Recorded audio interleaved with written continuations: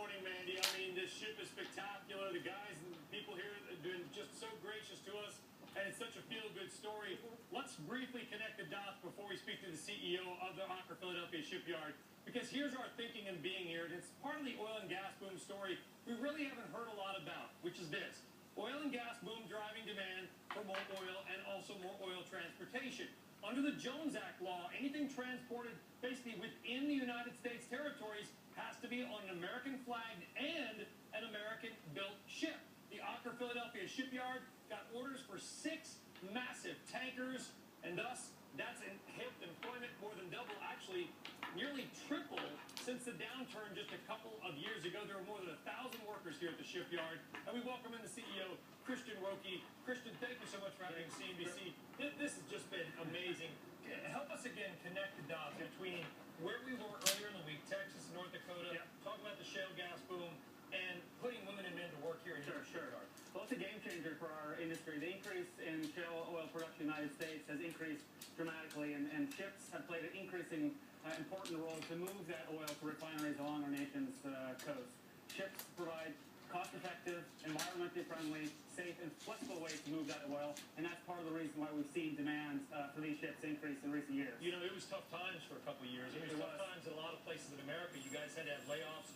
Your employment, I think, has nearly or tripled since the downturn? It went from around 330 people in 2011 to just over 1,000 people now. And this ship here, about $200 million. Well, we might be able to do something on that. But you're going to give us a deal? Since you're here at the shipyard, you might be able to do something. Just buy a couple. You buy a couple, but market price is around there right now. And this is for a subsidiary of ExxonMobil. And right over here, they got another one, which is it's interesting for me to see how you guys build them. You basically put a huge puzzle together, and then there's 4 more. Correct. So the jobs that are here now, how long will they last? Well, we have a secured order backlog out Q3 2016, which is great, but we're working hard to make that even further out 2017 and 2018. So I wouldn't be surprised if we don't have a backlog out 2016 over the next year. What could 2018, sorry. Well, that's good news. Now, the 5 years out, what could scuttle? What are some of your concerns as a CEO running a shipyard in America now? Well, number one, in terms for the industry, I think we've spent a lot of time making sure that we can deliver on our commitments to customers, making sure we deliver safely, number one, on time, below budget. That's something we work hard to do to gain confidence in our customers, making sure we can continue to do that. And we have a long backlog now, which provides well for us. You know, Aker, you guys are a subsidiary of a Norwegian company, but this is an American story, large, right? It's American workers. Correct. Much of the steel that's used in that ship is coming from American steel mills. 30 minutes away from Philadelphia, we buy most of our steel. Wow. The Philadelphia Steelers, I guess. Christian Rokey, thank you so much. We're going to spend the whole hour here. We're going to go all over this thing. It's going to be great to have you here. And thanks for letting me take the coveralls off. I do appreciate that. You that. did good in that. I'm not sure about that, but I appreciate it.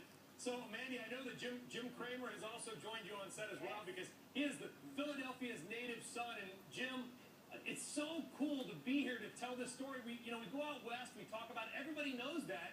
Hey, jobs are being helped in your hometown because of what's happening out in North Dakota and Texas. It's so exciting.